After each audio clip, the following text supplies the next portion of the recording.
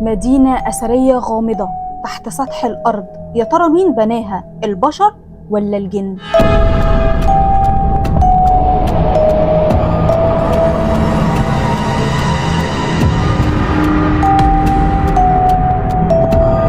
مدينة درينكويو الغامضة، أو زي ما بيقولوا عليها المحليين مدينة الجن. مدينة في تركيا، ودرينكويو معناها البئر العميق لأنها كبيرة جدا لدرجة إنها تكفي 50,000 شخص. مدينة كاملة متكاملة تحت سطح الأرض على بعد أكتر من 85 متر تحت الأرض. مساحتها كبيرة جدا، 400,000 متر مربع. واللي اكتشفها واحد من سكان المدينة كان بيهدم حيطة في بيته عشان يعمل توسعات، وفجأة لقى باب قدامه، ولما فتح الباب ده لقى قدامه أوضة، ولما دخل في الأوضة دخلته للمدينة، وده كان سنة 1963. وبعض العلماء شايفين إن البشر لا يمكن يقدروا في العصور القديمة وبالوسائل البدائية بناء مدينة زي درينكويو، لأن الصخور المبنية منها المدينة صخور بركانية لينة ومفيش أي انسدادات أو انهيارات في الممرات.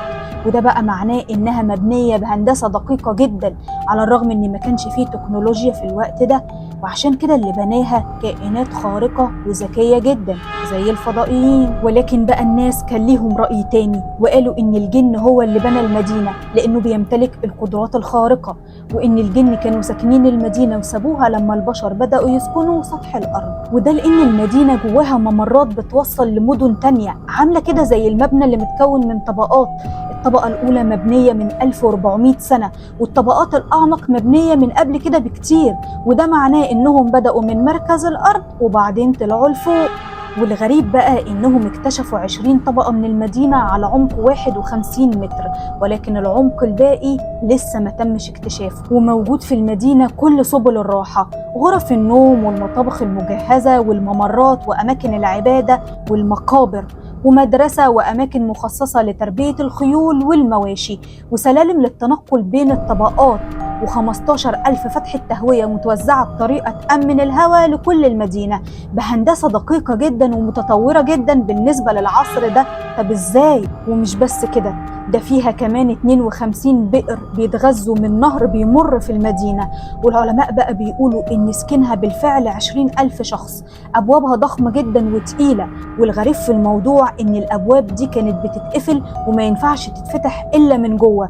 عشان كده بعض العلماء قالوا إن سكانها كانوا مستخبيين من الحروب البيزنطية، لأنهم ببساطة بيقفلوا الأبواب عليهم من جوه ويبدأوا إنهم يدخلوا في الممرات اللي توصلهم للمدن التانية. وبعض العلماء قالوا إن اللي بناها الحثيين، وبعض العلماء قالوا إن اللي بناها الفريجيين. ولكن بقى الغريب إن المهندسين المختصين في إعادة بناء الحضارات قالوا إن إحنا ما نقدرش نرجع نبني مدينة زيها تاني، وإن ده شبه مستحيل حتى لو استخدمنا في بنائها آلات ومعدات العصر الحديث. وده بقى معناه إن البشر مش هم اللي بنوها. وانتوا بقى قولوا لي ايه رأيكم في التعليقات، يا ترى مين اللي بنى مدينة درينكويو؟ واهم حاجة ما تنسوش تعملوا اشتراك للقناة ولايك وشير للفيديو عشان يوصل لكم كل جديد، وتتابعوني على صفحة الفيسبوك والتيك توك والانستجرام. هسيب لكم كل روابط الحسابات في صندوق الوصف.